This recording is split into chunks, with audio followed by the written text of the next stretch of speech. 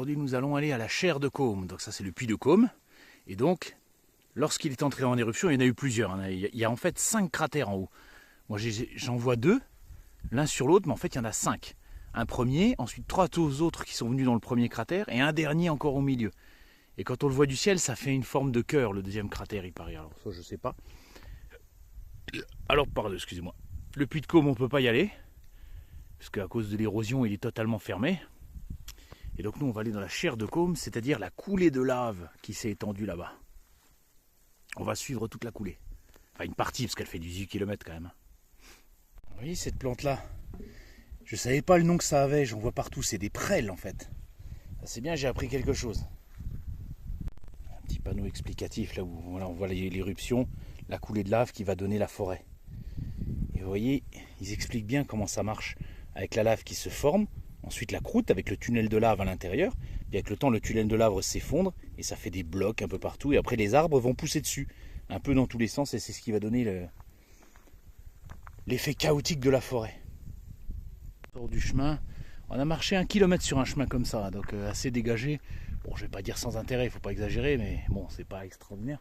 Et là, ça y est, on va aller vers la forêt. J'espère qu'on va aller sur des tout petits chemins, bien ombragés. J'aime bien les tout petits chemins. On a plein de vestiges d'anciens murets. Il y en a partout là. Ah, je pense que c'était pour délimiter les terrains autrefois. Entre les paysans et tout le reste.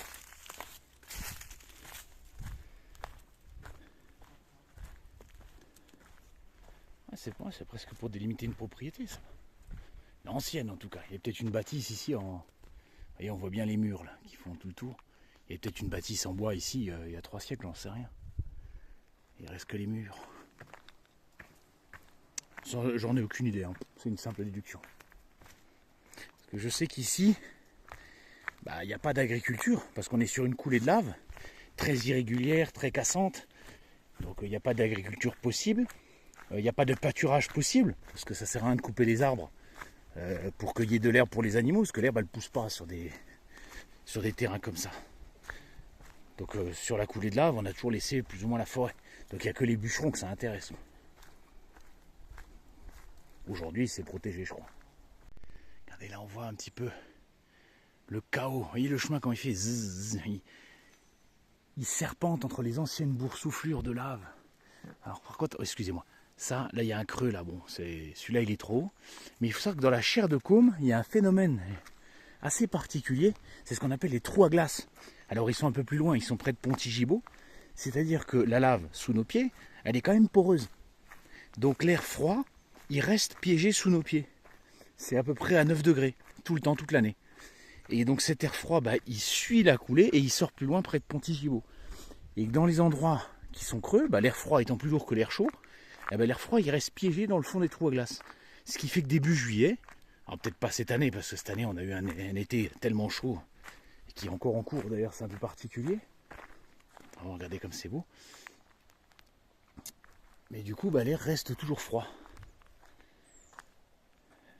Même en plein été.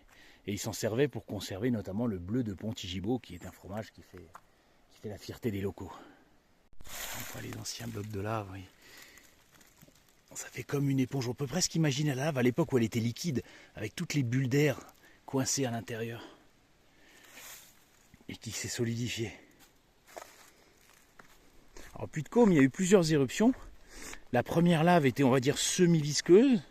Et ensuite, les 3 éruptions, la lave a été de plus en plus liquide après. Je ne sais pas quoi faire de cette information. C'est ce que j'ai vu sur le panneau. Regardez, là on voit les trous. Avec la coulée de lave qui s'est refroidie et qui était encore liquide en dessous. Et puis avec le temps, ça s'effondre. Et c'est là qu'on doit trouver nos fameux trous à glace. Là, il y en a aussi, vous voyez. Des effondrements un peu partout.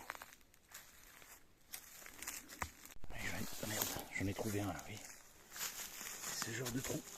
Vous voyez, c'est tout creux à l'intérieur, c'est comme une grotte. Et là, on sent le frais qui sort. C'est ça, ces fameux trous à glace. Regardez, là, on voit là, vous avez vu, la lave boursouflée.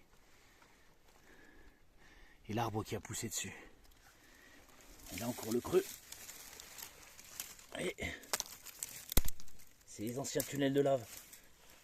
Ah là, je sens la fraîcheur. Ah ouais. Là, on le sent. Hein. J'ai l'impression d'avoir la main dans un frigo. Incroyable. Je savais que je pouvais en trouver un des trous à glace. Ah, on le sent bien là. Ah, je suis content. Je pensais pas en trouver un si près. Ah, ça fait du bien avec cette chaleur. Ouais, un facile, un petit... Ouais, 9 degrés, hein, ça me paraît cohérent. Non, ça fait du bien quand il fait 35 dehors. Voilà. Il y a tous les insectes qui viennent, qui cherchent la fraîcheur. Et là, je sens près de mon pied aussi. Ah, juste en dessous, voilà, je l'ai senti.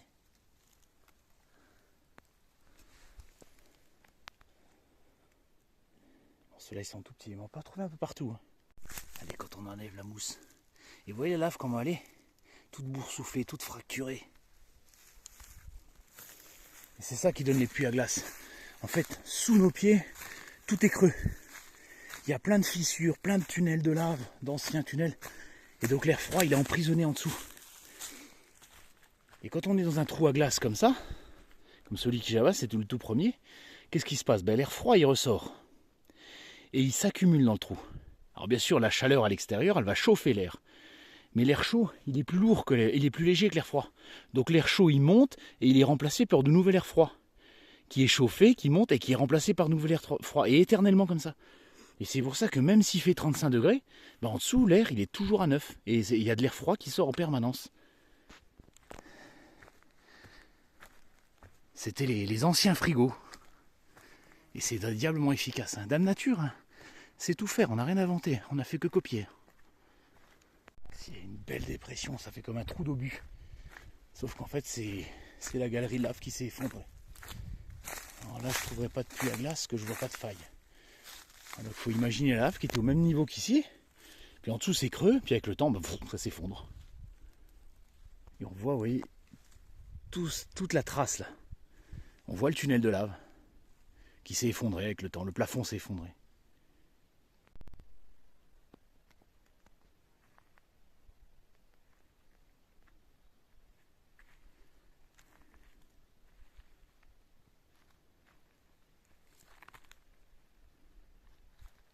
Allez, ce chaos, vraiment. Ça me fait penser un peu à Verdun, hein, avec les trous d'obus un peu partout. Mais là, c'est l'effondrement d'une coulée. Et le chemin qui descend de plus en plus au fur et à mesure qu'on descend la langue de lave.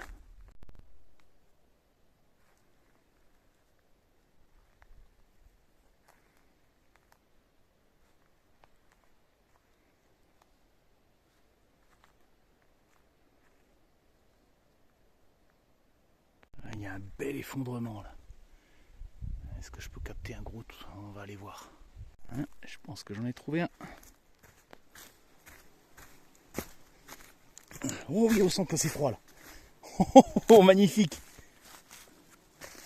Voilà, ça vient de là. Oh, on sent en plus que tout à l'heure là.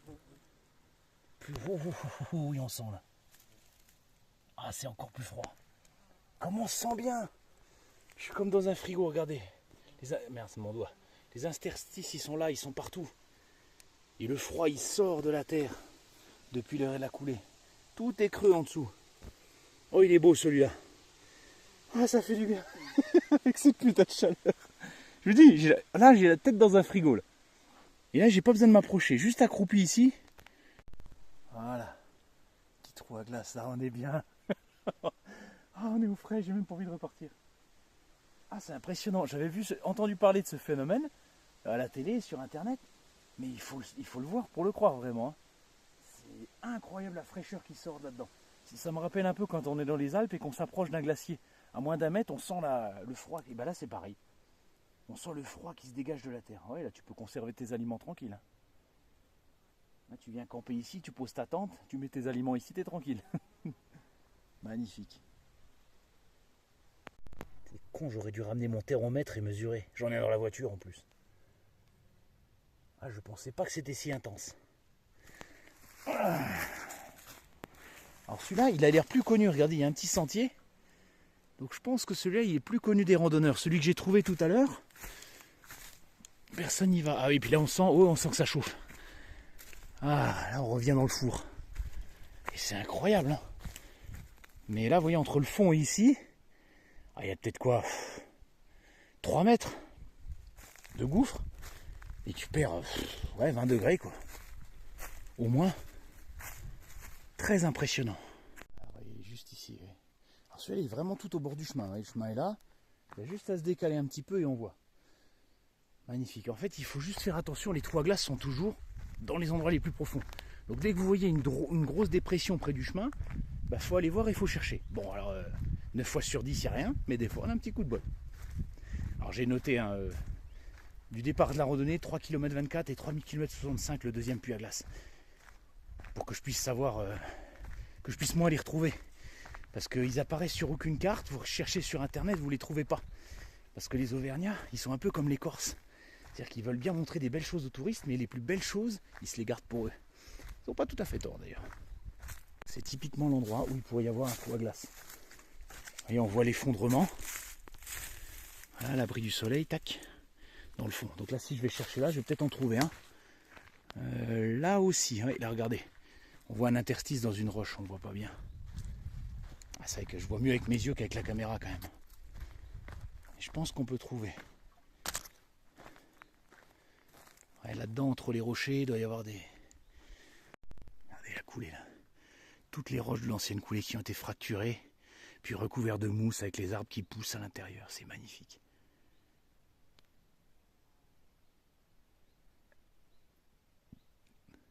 Ça fait aussi un petit peu alien, hein, on dirait des petits œufs. Ça peut avoir un côté flippant.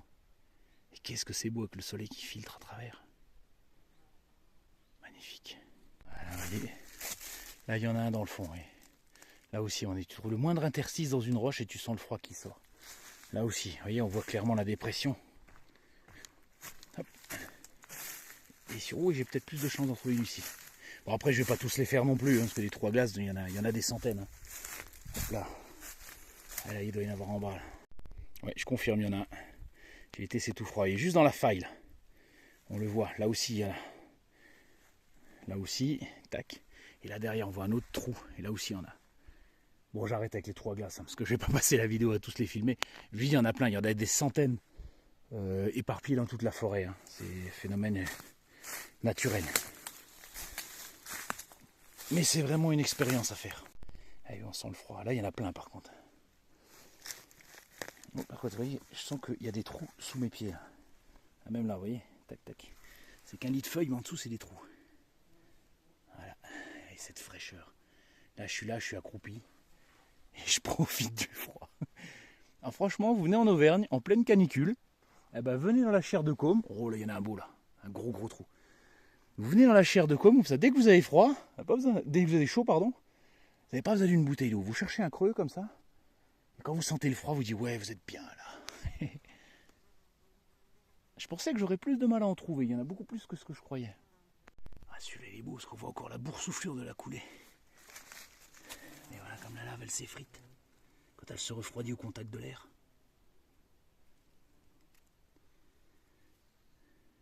Dans les fameux trous à glace, on peut voir effectivement des glaces, des stalactites qui se forment et qui restent jusqu'à la fin du printemps. Voilà. Donc au début juin, on peut encore en voir. Après, non. Après, l'air reste froid à la sortie, mais c'est sûr que vous n'aurez jamais des stalactites à l'intérieur au 30 août, quoi. En tout cas, pas à ma connaissance. Sur une grosse dépression, vous voyez l'arbre en bas? Tout ça, c'est un bord de coulée. Une coulée qui s'est arrêtée. Elle est venue là, hop, puis après elle s'est refroidie, tac, elle s'est arrêtée.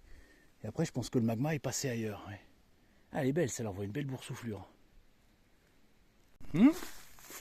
Qui c'est que ça? Édifice en pierre de lave. Circulaire, demi-effondré. Aucune idée de à quoi ça pouvait servir. Un reste de grands propriétaires. Là, on voit encore un mur, là. Alors, sachant que l'espèce de trou, l'espèce de cercle, je l'ai vu, il est là. Donc il y a une présence humaine. Il y a un gros cratère à côté. Est-ce que je ne vais pas tomber sur un puits à glace, mais qui serait très très gros et qui aurait servi à la conservation du fromage? Ou alors est-ce que c'est juste un hasard? Est-ce que je vais faire chou blanc? Mystère. Comme un petit trou là-bas. Et j'ai peut-être trouvé quelque chose. Ouais, non, c'est rien. C'est pas un puits à glace, c'est chaud à l'intérieur. C'est juste une pierre qui s'est fait la balle. Bon, bah, on va avoir de la chance à chaque fois. Hein. Là, je suis au cœur d'une ancienne propriété. Il y a des restes des murs des deux côtés. Là, c'est la fin de la propriété. Là-bas, est-ce qu'il y a quelque chose? Ok, donc là aussi, c'en est un. Donc, le puits à glace juste derrière la propriété, c'est pratique. Même si je sais pas du tout ce qu'il peut y avoir ici. Il n'y a rien sur le plan. Là aussi, il y a des murs. Et on va là-bas. Tac. Là aussi, il y avait quelque chose là. Écoute, là, je suis vraiment en train de m'enfoncer dans la coulée. Et même si je suis pas dans un puits à glace à proprement parler, on sent que la forêt est fraîche, quoi. Là, il fait pas 35 degrés, hein, comme au parking quand je suis parti ce matin. Hein. C'est con, j'aurais dû prendre mon thermomètre, mais là, ouais, un petit 27, je pense pas plus. Hein. Franchement, là, on est bien. Et depuis que j'ai commencé la balade, écoute, ça fait déjà plus d'une heure que je marche. J'ai même pas touché à ma bouteille d'eau, j'en ai même pas besoin. Et vraiment, c'est vraiment très frais la chair de Côme au fur et à mesure qu'on descend. Ouais, je pense pas que je trouverai quelque chose ici. Là, je vais faire chou blanc. Là. Donc là, je suis dans le fameux cratère que j'ai vu tout à l'heure.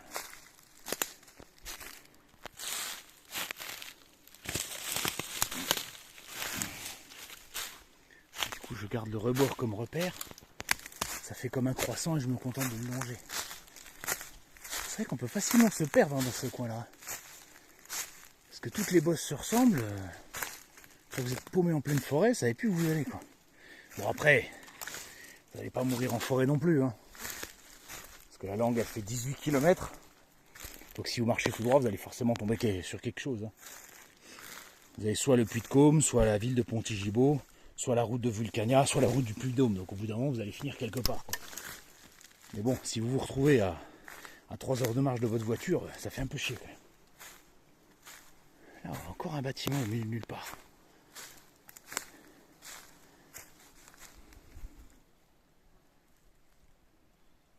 Ok, là je suis tout au bout. Je suis tout en bas du fameux cratère que j'ai vu. Et vous voyez, là il n'y a rien. Il n'y a pas de trou à glace. Parce qu'il faut un point très bas pour que l'air froid reste au fond. Mais il faut aussi des infractuosités dans la roche qui mène à la coulée qui est en dessous. Là il n'y a rien. Tout est recouvert de terre, donc l'air froid ne peut pas sortir. Donc c'est pas là. Il y a un petit sentier ici. Après, est-ce que c'est les animaux? Est-ce que c'est les randonneurs? Après, il faut que je revienne sur mes pas parce que après, je vais me paumer. Regardez là, vous voyez, tout se ressemble un petit peu. On a vite fait de se paumer. Je vois une crevasse qui descend encore plus. Alors attends, faut pas que je me paume. Le rebord du cratère, il est là, donc je suis. Là, il y a les murets et le chemin est là-bas. Parce que là, je m'éloigne de plus en plus. Allez, j'explore encore un peu celui-là, puis après, je fais demi-tour. Bon, finalement, il n'y avait rien. J'avais l'impression que ça descendait, mais c'est une illusion d'optique. Par contre, là, il y en a un. Toutes les fissures, là, quand je ramène le pied, je sens la fraîcheur, là. De l'air froid qui arrive comme ça. La nature est une artiste. Voilà, là, les conditions sont réunies. On est sur un point bas, vous voyez, tout en bas, pour que l'air froid s'accumule. Et on a les fissures pour que l'air froid qui est piégé sous la coulée puisse ressortir. Il faut qu'il y ait les deux conditions là pour que ça marche. Bon, allez, je reviens au chemin parce que là, après, je vais plus savoir où je suis. Je vais encore avoir l'air con. Putain, où est-ce que je suis, nom de Dieu?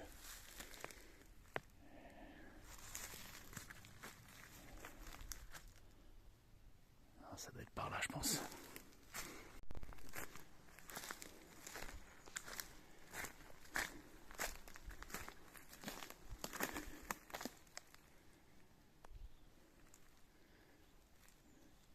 Ah, là-bas, le bord du croissant. Ça y est, je vois. Ah, j'étais en train d'aller par là, moi. Ça y est, c'est bon, j'ai retrouvé mon point de repère. Il était pas loin, mais... Puis, tout se ressemble. Elle essaie de se paumer, donc le croissant est là, le bord du croissant est là-bas. Ça doit être à peu près par là.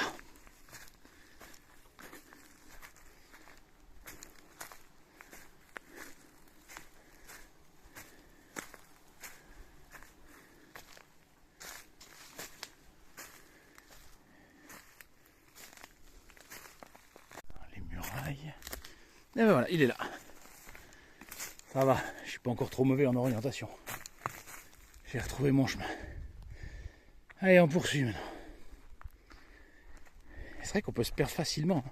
Alors il faut savoir qu'une coulée comme ça, il y a une forêt au Japon, qui est au pied du mont Fuji, qui s'appelle la forêt des suicides, qui ressemble exactement à ça, c'est-à-dire une vieille coulée volcanique, où les tunnels se sont effondrés. Voilà, regardez, il y en a encore un, des trous là-bas. On va pas tous les faire, mais... Et du coup, comme il y a des trous, des bosses de partout, une végétation dense, on n'arrive à voir qu'à 10 mètres. Donc si on sort du chemin, on va un peu à droite, un peu à gauche, puis après on se dit, mince, où est-ce qu'on est? Où est le nord, où est le sud? On est complètement paumé, et on ne sait plus du tout où on va. Et donc c'est une forêt où les Japonais vont pour se suicider. Alors désolé, c'est un peu glauque, mais c'est vrai, on peut voir le reportage là-dessus. Ouh, là, il y a un beau, énorme cratère, là, encore une fois. Ouais, il doit y en avoir un encore en bas. Alors c'est bon, j'en ai vu assez les trous à glace, je vais pas tous les faire. Mais encore une fois, il y en a des centaines. Et donc, quand ils vont pour se suicider, ils quittent le chemin, mais ils accrochent une petite corde. Et ils s'enfoncent comme ça, si jamais ils renoncent à se suicider et qu'ils changent d'avis, ils remontent la corde pour pouvoir revenir au chemin. Parce que sinon après ils n'arrivent pas à revenir et ils restent paumés dans la forêt, quoi. Sauf que cette coulée-là, au Japon, elle a à peu près 300 ans. Alors que celle-là, elle a plus de 13 700 ans, donc elle est beaucoup plus âgée. Mais c'est exactement, on reconnaît exactement le même genre de phénomène, quoi. La forêt boursouflée avec des effondrements, végétation dense, chaotique. Ah encore un, regardez. C'est le même truc que j'ai vu tout à l'heure. Une espèce de structure demi-circulaire. À quoi ça pouvait bien servir? Bon, je regarderai sur internet. S'il y en a qui ont la réponse, dites-le moi en commentaire. Là on est en train de faire le chemin inverse, on est en train de remonter de la dépression vers le haut. Et là on sent la chaleur. Et oui, on revient sur les chemins traditionnels entre guillemets. Et dès qu'on monte, on ressent que ça chauffe. Celui-là il est très bien conservé. Ouais,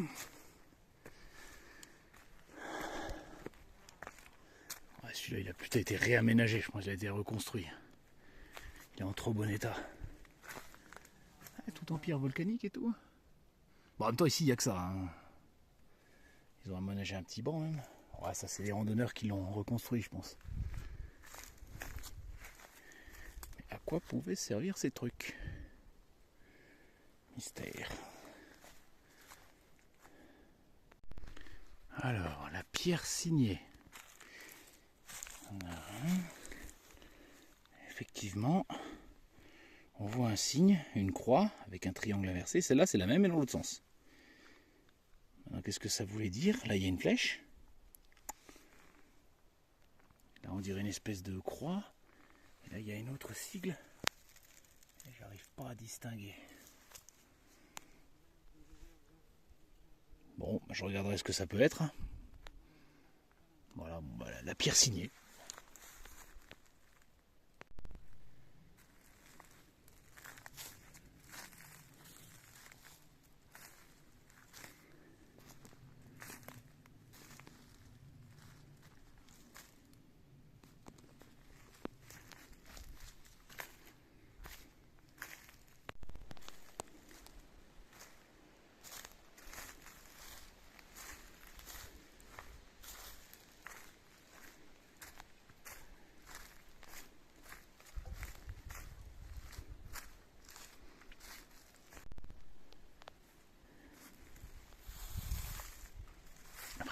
Sensation d'être au milieu de nulle part.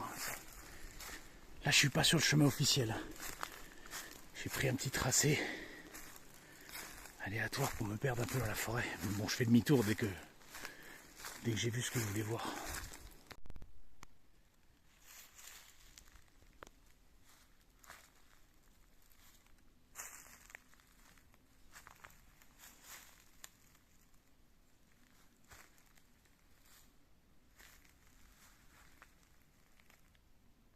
Un énorme gouffre ici. En fait, c'est parce qu'on est sur la crête d'une coulée. Et hop. Et ça descend des autres côtés. Là, on est pile sur une coulée. Vous voyez, on voit la trace de la lave.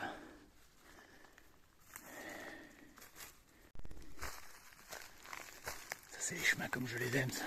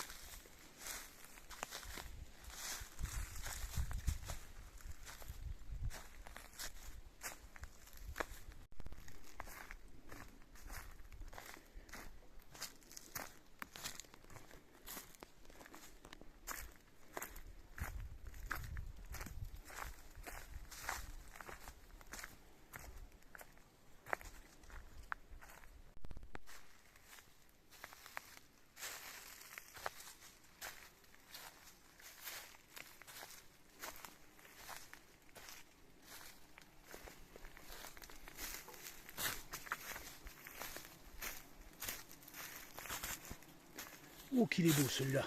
Oh, oh, oh, oh. Ça c'est du beau puits à glace. Magnifique. Et ce vent glacé qui sort.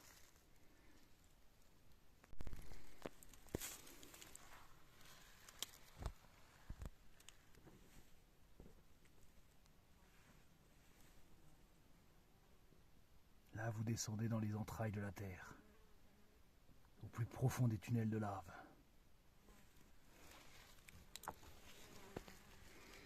Magnifique. Vous voyez le puits à glace que je viens de voir. Vous voyez la flèche bleue, la flèche jaune. En fait, le chemin bleu il est là. Le chemin jaune, c'est celui qu'on trouve là, et là c'est le bleu. Donc, vous voyez, il y a une petite croix jaune. Vous marchez quelques mètres et puis vous y êtes rapidement, quoi. Voilà.